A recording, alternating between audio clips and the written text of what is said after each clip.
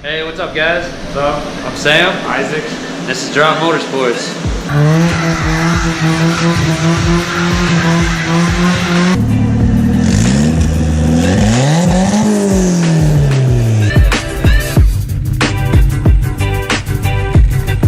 This is Barney.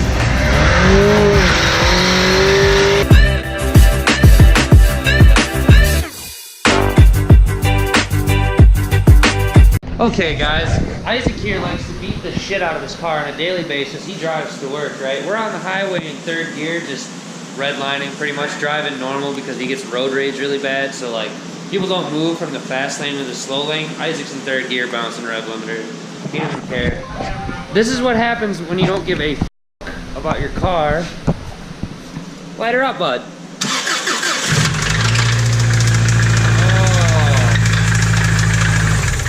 Oh my God. Just slapping around in there. Knocking harder than a Jehovah's Witness. Knocking harder than Jehovah's Witnesses, man. What's he gonna do? It's bad, dude. It sounds so bad.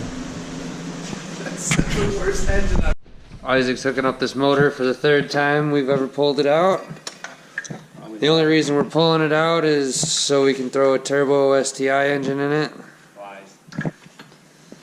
Well, or maybe it blew up, but out it comes again. This is definitely the least fun of all the times we pulled this motor. What the easiest? Easiest because of previous experience, but least fun. I mean, you haven't... What are you talking about? Well, it's not fun for me to watch you doing all this. I was over there doing stuff. Alright guys, so I got my Subaru motor kind of tore apart here. I'm about to take the heads off it.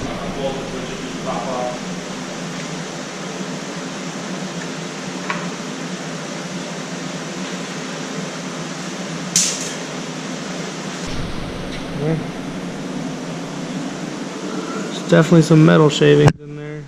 Oh no, that's just junk. Nothing wrong with this side, but take off the other side and see what that looks like. Alright, so I got it all torn down to a short block.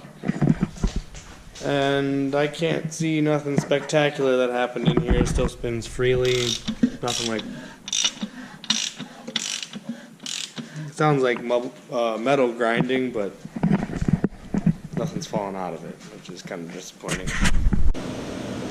Alright, so today I'm working a little bit on the EJ25, and you gotta take these off right here so you can get to the wrist pins on the pistons, because you gotta take the pistons off the connecting rods so you can separate the block. It's a two-piece, and you can separate it right here. You can see, I don't know if you can see that, but there's a little line right there. It's probably really dark, but yeah, so I don't have I figured out this is a 14 millimeter hex head, and I don't have a 14 millimeter socket,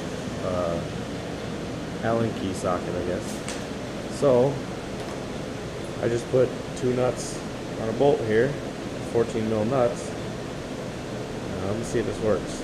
Hopefully it does, because I don't want to go buy a socket. So I'm just leaving the junkyard here. I got a new motor for the Subaru.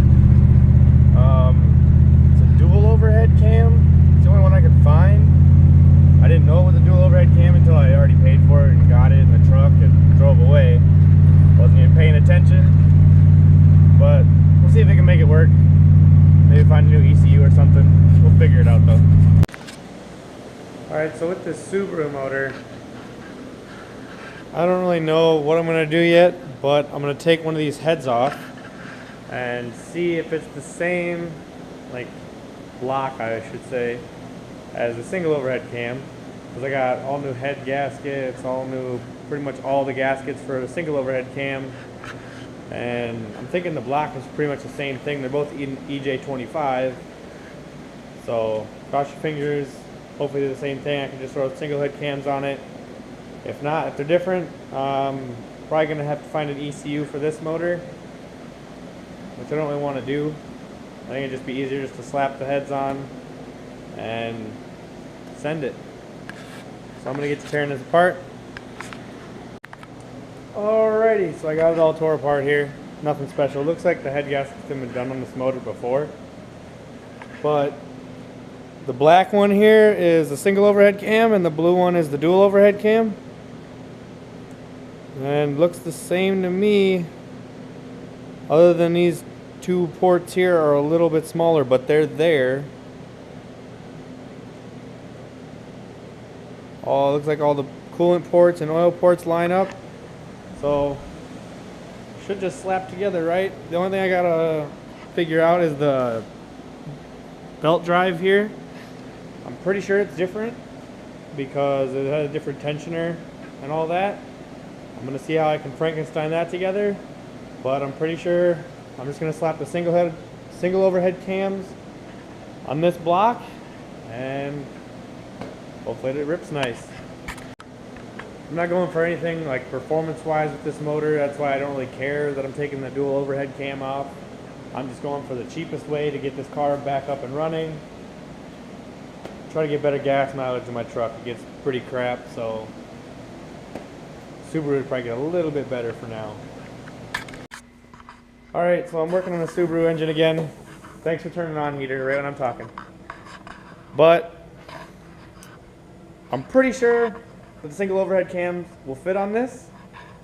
So I'm just going to start tearing apart the other side and then start slapping it together. Research, bud. Maybe you should look it up instead of just be like, I mean, I'm sure. I'd rather just figure it out myself, you know. I'm sure. Trial and error. Like, what's the worst that could happen? Like, I gotta put new head gaskets on this motor anyways because it has 200,000 miles on it either way.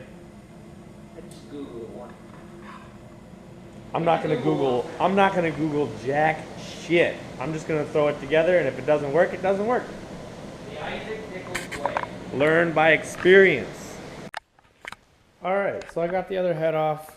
Got the oil pump off. I'm working on cleaning up the pistons right now. Painstaking process, so I'm not going to bore you guys with that.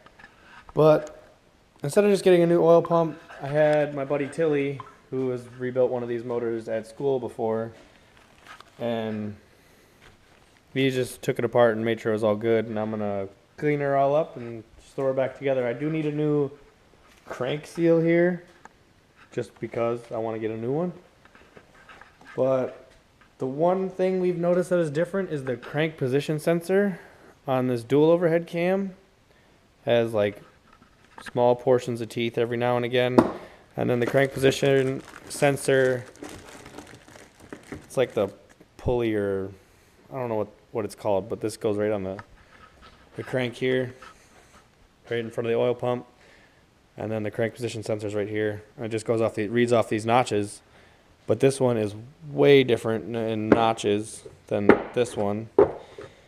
I'm assuming the computer in the car is going to want this one, so we're going to put that one in and see what else is different. But I'm not seeing anything else much different yet, but I'm going to eat my words with that because it's probably going to be a lot different.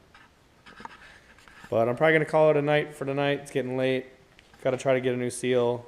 Tomorrow I'm probably going to tackle figuring out the water pump because I think that's different, but hope it's not too bad to figure it out.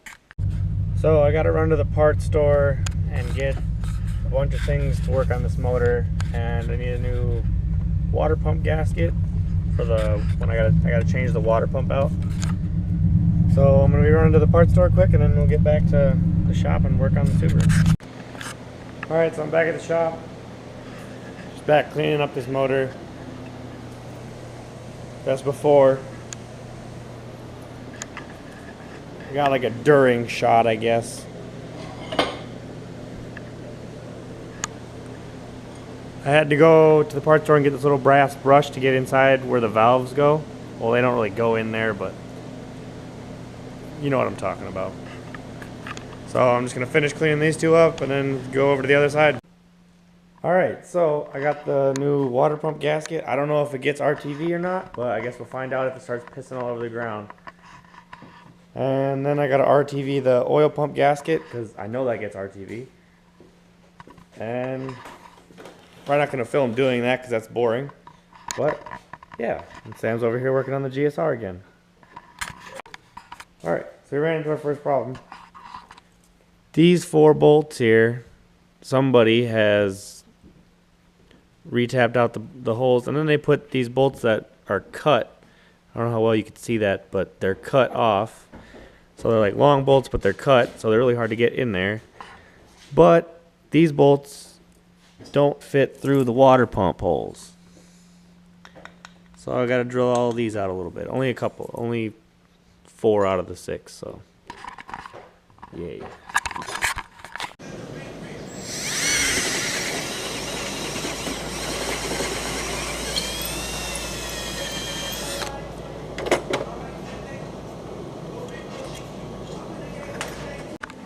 Got the riv-tiv all on the oil pump.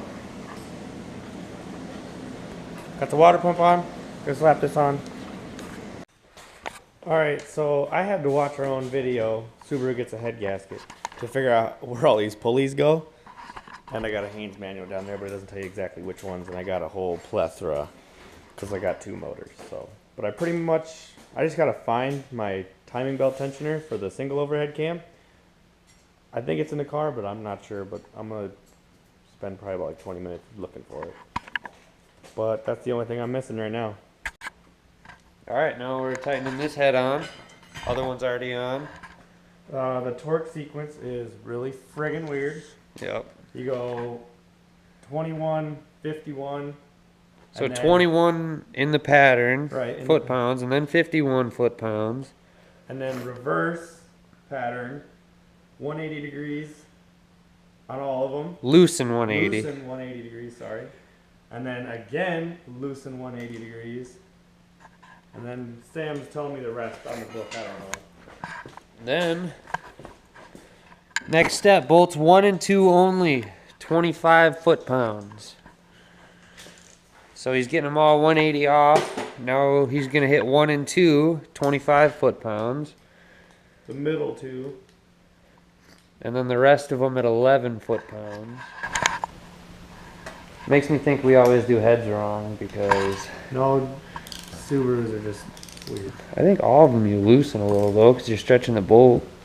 Well, not with ARP head screws. Yeah, I've never had those, so I don't know. Do it in sequence. And then what was the... 11 on the other 4, the outside corners. And then you go in the order, the normal order, 80 to 90 degrees tighten on all 6, and then you do 80 to 90 degrees more on all 6. And that's how you torque a Subaru head. Bam.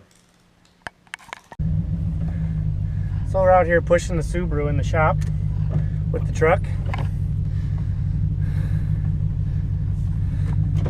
I think you gotta go more on the bumper with it. Yeah, I think it's gotta go on the bumper with it.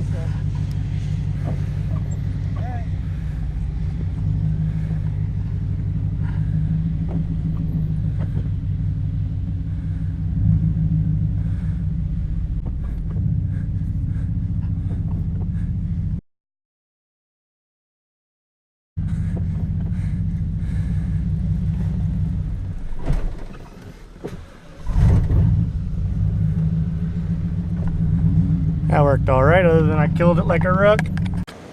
All right, well, we got the Subaru inside now, and I haven't really filmed much, but I got the intake manifold on. I'm putting the valve covers on now, since I got all the parts inside now. I don't have to keep on running back and forth out to the car, since the car's inside now. Damn it, I need new tabs. But yeah, the intake manifold's back on, all these covers are on. We're about to do the timing belt, which isn't really fun, but I need help, so Sam's about to leave, so we should do that before he leaves. Alright, camera's about to die, but like I said before, timing belt, not fun at all, but it's on there. Took us about an hour of just struggling. Did that take an hour? I'm probably exaggerating, probably about like at least a half hour. That'd take a solid half hour. Yeah, struggle bus to pissed off town like normal, but it's on there. Valve covers are on. I don't know what else I'm gonna put on tonight. Don't know. That timing belt really just killed my motivation. Yeah. Thanks for watching. Turbos.